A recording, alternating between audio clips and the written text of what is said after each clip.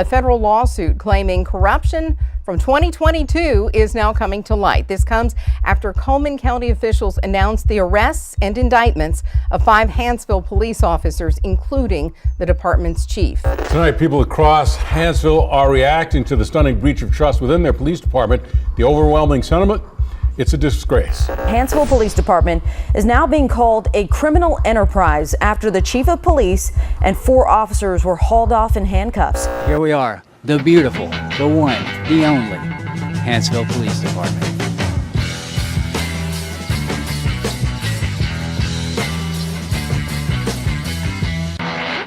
A while back, Justin and I went to a town in Alabama called Hansville. I met Justin there. I drove up from Florida. He came down from Arkansas. We were covering the fact that the entire police department had been suspended. And Justin had actually been there prior to us going there together. When was it you went there the first time? We went in June. March or April. He went there, and I actually have a video for us to talk about today. What actually happened is we went to Hansville. We filmed a few things. So I put together this video of the things that we did while we were there, and also explaining the whole reason why we were there in the first place, kind of combining elements of your original video and the footage we shot while we were there. I guess the only thing to do now is just to kind of get into it. This story is about Hansville, Alabama, where an entire police department, including the chief, was put on administrative leave for its culture of corruption. The beginning to the end of this department was when a dispatcher overdosed on the clock last April 2024 after using a long list of drugs they got out of the evidence room. Apparently, there was a hole in the wall big enough to put your arm into, which allowed them access to the evidence room without having to open the door and check in or out of the room.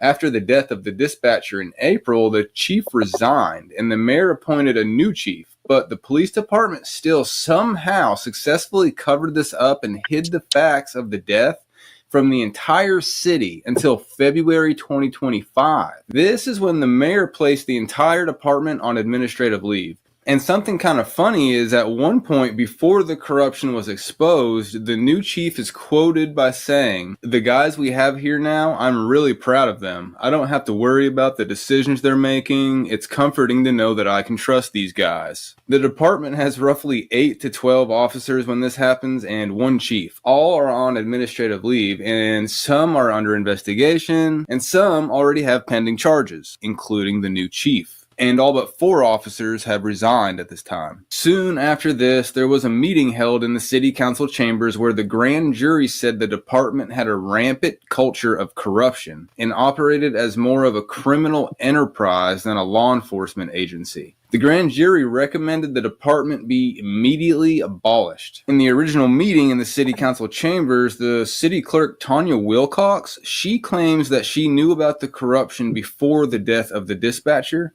and that she received death threats from the department because of what she knew. First of all, I want you guys to remember this woman, Tanya Wilcox, all right? Because she kind of plays an important role in this. This is where we're getting into some of the updates to this story. So when Justin went there the first time, that was the extent of what essentially had happened.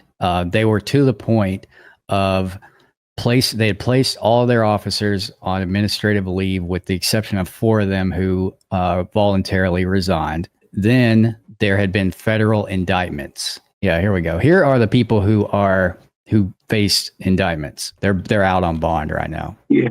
So since then, the Hansville City Council voted to suspend the entire department. Once everyone got charged and everyone was placed on administrative leave, they still had a police department, technically, just no employees. After, all of the federal indictments came, they realized that due to the nature of how the evidence room had been kept, that they weren't going to be able to prosecute several cases, and they ended up dismissing 58 felony cases, most of them dealing with drugs, but essentially they did not have the evidence. After they allowed unfettered access to their evidence room, they couldn't trust the legitimacy of any of the evidence in that room. I added some images here of the evidence room because I wanted you guys to see this about how unkept and just kind of insane this is for an evidence room to look like this. And to give you an idea, so here's the evidence here's what happened in this evidence room. There were several items missing, including 67 oxycodone pills, 39 gabapentin pills, 1.5 grams of cocaine, and a 25 caliber handgun. And the audit that was conducted by the federal agency also found 30 undocumented firearms. And I'm assuming that that's what we're looking at here in this image. So people are stealing not only drugs, but pistols. And what's hilarious, you steal a 25 caliber. Yeah.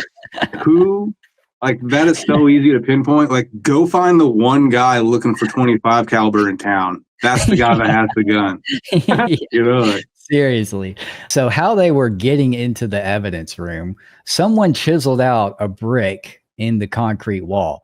And if you see on the right-hand side of this photo, there's a broom. They were using that broomstick right there to stick into the hole and turn the knob on the other side of the evidence room door to open it. And there's actually a photo that, this guy. There's actually 2 photos of this guy doing this, and in the other photo, you can clearly see he's using the broom. We don't know who this guy is. His identity has not been released, but this image shows you exactly what they were doing and how they managed to accomplish getting inside that room. So that's pretty much all of the updates up to this point, up to the point that Justin and I decided to go there. The next thing you're about to see is us going there and just figuring out what was going on. So, hey, what's up, guys? I'm here at the Hansville Municipal Complex, as the building is appropriately named. This served as the police department, city council, city hall, basically all the city functions of this beautiful town. And today I'm joined by none other than Justin from the Random Patriot, who has actually been here before. Yeah, I was here a few months ago. I really appreciate you meeting me here. I cannot wait to do a follow-up on this because a lot has happened since I was here before. And we're going to figure out what that is. Oh, are you listening to all his farts? I ain't got nothing. If he farts, though, it's on it. It's like he was back at the office. Yeah, I got it all that. This is what you call professional, thorough, credentialed journalism. I will be leaving a link to that fart track on my channel if anyone needs it. All right, here we are, the beautiful, the one, the only Hansville Police Department. Except it doesn't exist anymore because everyone's fired and a lot of them are facing criminal charges. As you can see, this was once upon a time a very secure building, but not secure enough for the people that actually worked here. Yeah, we can't go in here right now, not at least at this entrance, and I'm pretty sure that the entire police department wing of this building is shut down right now, rightfully so. But we're going to walk around and check things out and, go to this city council meeting later and just get some answers if we can. We're going inside here. We're just going to check out this building and what used to be the police department. Here's the beautiful leadership of the town of Hansville, who have actually taken some pretty serious steps to make sure that this was handled appropriately. They took all the advice of the grand jury and they did fire the police officers, so got to give them credit for that at the very least.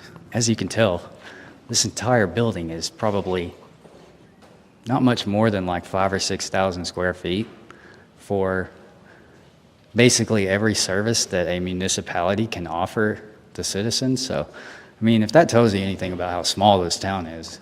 This doorway here used to lead into the police department. Of course, now it has been locked and not allowed to enter. And they put some black stuff in the window so you can't even look through the doorway. And yeah, you can't go in. Excuse me, ma'am. Is there any way we could look inside the store? No? No, it's locked down. Yes, ma'am. Got it. No problem. Police department. And we were just informed that this entire section of the building is locked down at the moment. I'm assuming that's for some kind of investigation. What is this? That's where you order the drugs. They had to shut this down too. This right here is the drug ordering kiosk that Hansville used to have. You used to be able to, if you're a police officer, you could just come right up here, swipe your law enforcement credentials, and order up fentanyl, gabapentin, whatever you need. Get you some Addies and some Gabbies. Oh, and conveniently enough, if you just didn't happen to have the cash, there is an ATM right here. If you are low on drug money, they don't take debit cards, so you got to get cash. They make it easy as possible. Just so you guys know, this person is my cameraman, and I don't want to reveal his identity for no reason. That's why he's blurred out. And if you don't have money, there is just a hole in the wall where you can just get it out. You don't have to use the kiosk or anything. You just go in there. Just walk in, reach through the wall, you're good. You snag it. So while we were perusing around this building, basically just filming stuff, waiting for the city council meeting to start and for people to start coming in, we happened to run into Mayor Tommy Sawyer. Before we get into this clip, I think it's important to start building a little bit of context. Okay, so the first thing that I think you should know is that back in April, this article was put out. All right, and it was when the Hansville police chief resigned and was replaced by the mayor. But it kind of buried it in this lead here is the fact that the assistant police chief, Adam Hatter, also gave his notice of retirement. But the entire rest of this article doesn't mention anything about him. The rest of this article is all about Chief Howell and his resignation. That's interesting. The reason that that's interesting is because Adam, this guy Hatter, was actually the one who was over the evidence room. He was the evidence custodian. And how do we know this? Well, Mr. Hatter actually filed a lawsuit 4 days after the individual who overdosed in the room overdosed. If you look at this PDF of the lawsuit, the allegations are that Mr. Hatter was basically forced to resign by the mayor. Mr. Hatter had an argument with Tanya Wilcox, the one who is alleging that she knew things were going on for a long time and that she received threats from the department. Hatter and that woman got into an argument that led to Hatter being forced to resign by the mayor.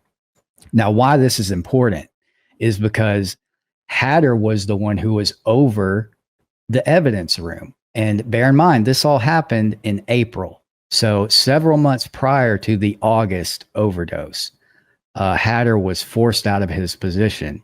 And in the lawsuit, this bottom section that's highlighted here, he specifically told the mayor, you need to give me time to be able to bring someone else in to be the new custodian of the evidence before you just fire me on the spot. The mayor initially agreed to that. And he was like, yeah, we do need to bring someone else to take over this stuff. And then for whatever reason, that same day, he changed his mind and forced Hatter to resign immediately. Hatter ended up resigning, and the mayor wouldn't even let Hatter take his work car home.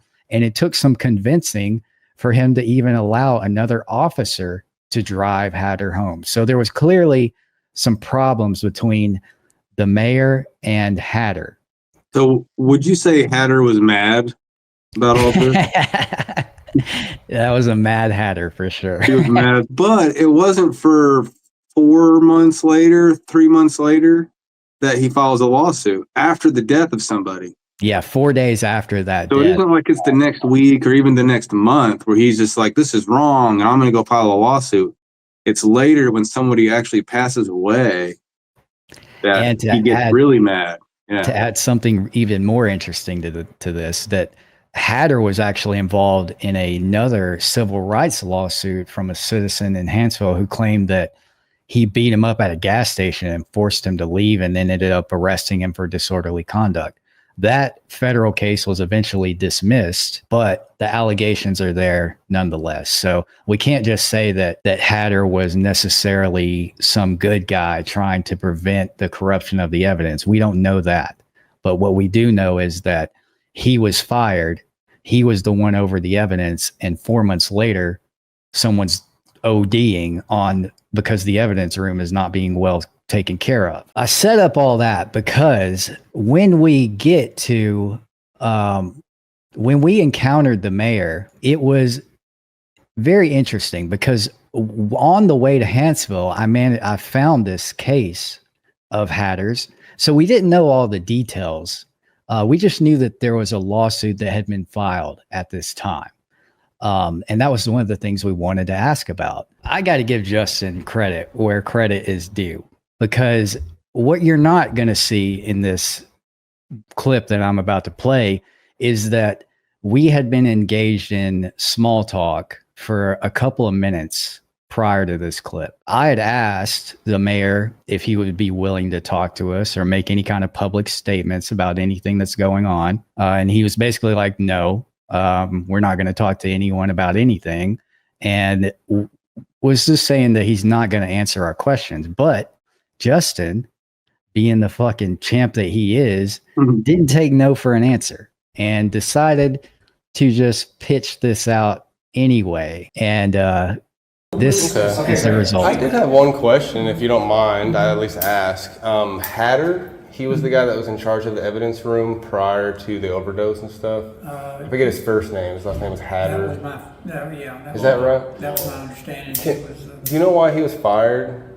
Well, he was let go before the overdose and everything, as far as I was reading. Yeah. He actually, if he came out on some of the social media, that he actually retired. You know. Oh, he retired. He actually retired. Yeah. Okay. Well, there was a quote of him saying that he was let go with no valid reason. Well, also, what is said out there. And there's a law, and he's filing a lawsuit for being let go for no valid reason. Yeah, he retired. You know. Gotcha. All right. Well, thank you. Appreciate you, man. I mean, you know, you hear a lot of stuff that's said that, you know, some of it, I don't know. I can't answer. Yeah, absolutely. I can't answer. Yeah, we don't expect you to have Okay. Were you here when he was let go, or was that the mayor prior to? Yeah, I just came up. Okay. Yeah. Gotcha. Yeah. He actually, like I say, requested to retire. So.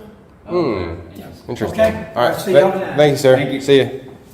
So that's an interesting response there, saying that he requested to retire. Bear in mind, this is in June of the following year. So this lawsuit had been going on for almost, 9 months by the time that we had came here and asked him about it. So it's really weird that he denied the fact that Hatter had been wrongfully terminated, and he just basically blatantly ignored the lawsuit aspect of this and tried to play the narrative that it was a voluntary retirement. Yeah, he said it came out on social media that he retired. And that's not how it happened.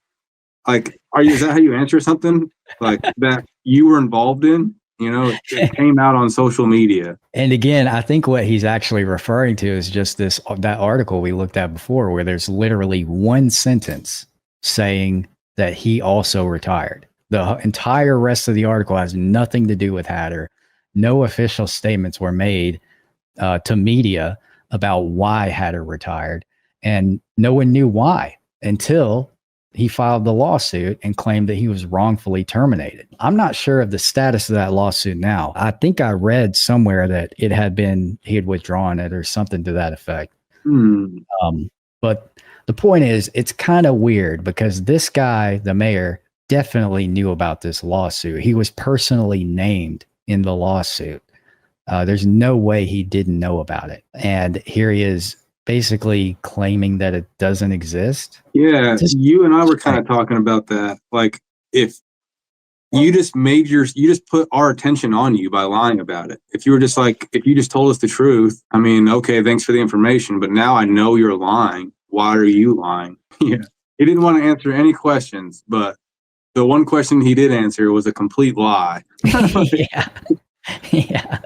Yeah, no doubt. So yeah, we did eventually. So is this where it's going to be?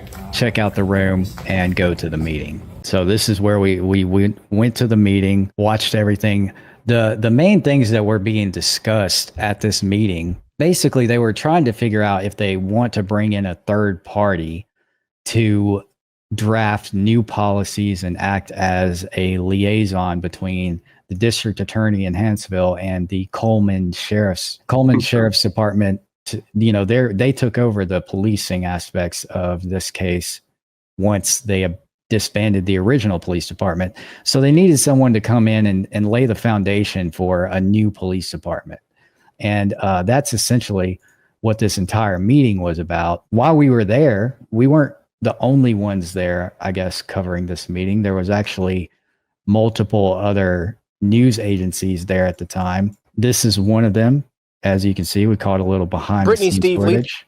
And I wanted to show you guys the result of their coverage of the meeting, just to give you a good sense of like what actually took place there. Leaders here at City Hall did not want to go on camera tonight, but they did vote to create a new position, something neighbors are watching closely. Bonnie Hamrick has lived in Hansville for 59 years. She knows this city and she knows what it's lacking. Not having something close does seem to make a difference. Response time, even the smallest things, like I had a horse get out, down my road, and I hated to bother them in Coleman. Now, the city council is taking steps to potentially get the police department back on its feet. City leaders voting to allow Mayor Jimmy Sawyer to enter a contract with a consultant firm to write policies and procedures for a new police department. The mayor did not want to discuss this new consultant position with WBRC, but he did say he wants it to be crystal clear this is not the creation of a new department, rather the creation of a new position to serve as a liaison between the sheriff's office and district attorney's office. It's still unclear who the consulting firm will be. That's why Councilman Kenneth Cornelius says he was the only no vote. However, the rest of the council agreeing to pay the consultant up to $42,000 for a 6-month contract. The mayor feels like a consultant could answer questions like what to do with all of the police cars.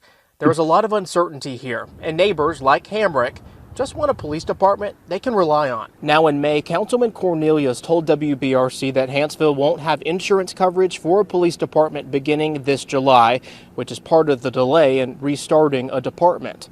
Your reporter in Hansville, I'm Brady Talbert, WBRC 6 News, on your side.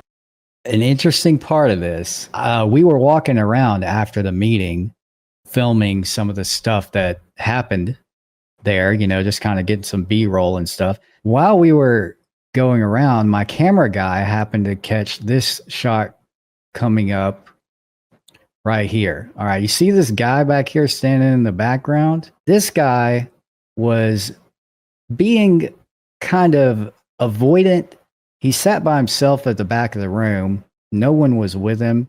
I actually saw one of the reporters from one of the local news agencies come up and ask him who he was and if he'd like to say anything to them. And he refused to talk. He didn't want to talk to anyone from the media. And I suspected at the time that he probably had something to do with this, the whole reason for this meeting, which was about the contracting that third party.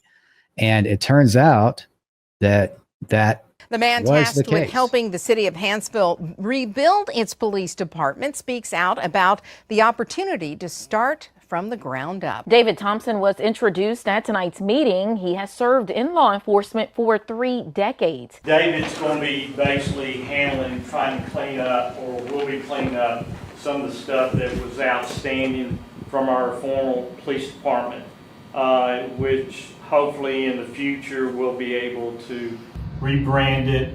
It will be now a public safety commission. It's a great opportunity for the city to start a whole new situation where you build from the ground up.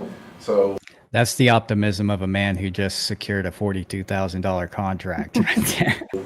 While I know it's been a big crisis for this city, it's also a great opportunity to build a foundation and build things the right way. I started in law enforcement when I was 14 years old as an explorer at the Trussville Police Department. I became a deputy sheriff when I was 21 years old. I served 30 years with Jefferson County. Yeah, so it turns out that was indeed the individual who that whole meeting was about. And what's interesting is, like, when I was in the room, observing sort of the dynamics of the how the council was deliberating this decision, you notice that they specifically mentioned in the first news story that one of the council members said no, that he didn't like this idea of just bringing in some random third party. He basically didn't know who it was that they were going to bring in. And so he was like, I can't agree to a third party coming in and making these decisions if I don't know who they are. And so it seemed like there was a little bit of a politicking going on between the members of the council, and that someone from that council had connections to this David Thomas guy, and they knew exactly who they wanted to hire in and give the contract to before they even made the vote. And so you can tell some of those members of the council probably didn't know that, that they were already planning this guy to come in. Thought that was another interesting part, but that's essentially all the updates on this story up until now.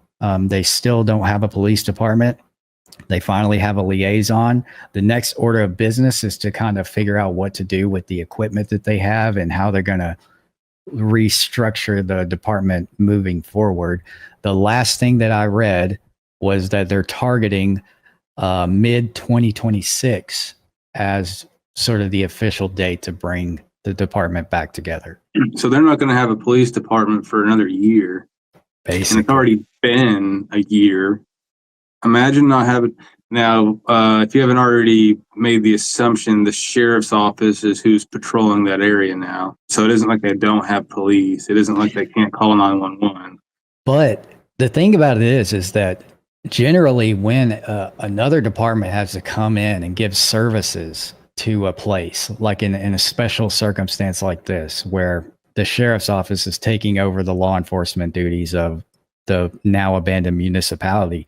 Generally, the way that works is that the sheriff's department will bill the city for the hours and expenses that are incurred while they're providing that service. But as of right now, the Coleman County Sheriff has been nice enough to provide this for free for the time being. Yeah.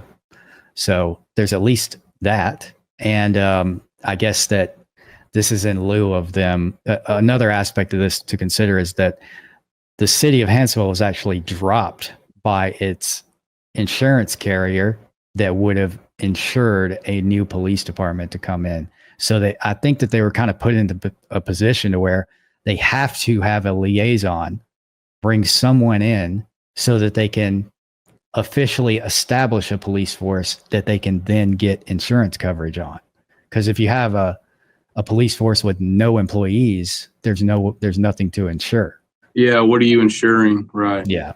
I appreciate you coming on here and devoting some time to my live stream and to going to Hansville with me and doing that whole thing. Justin and I are pretty good friends now after this whole year and us working together and doing a couple things. And I'm sure that you're going to be seeing him on my channel pretty frequently in the coming months. So get used to that face, man. Hell yeah. Thanks a lot, John. Well, we'll catch you next time. Thanks for coming in, dude. Peace, guys. See you guys.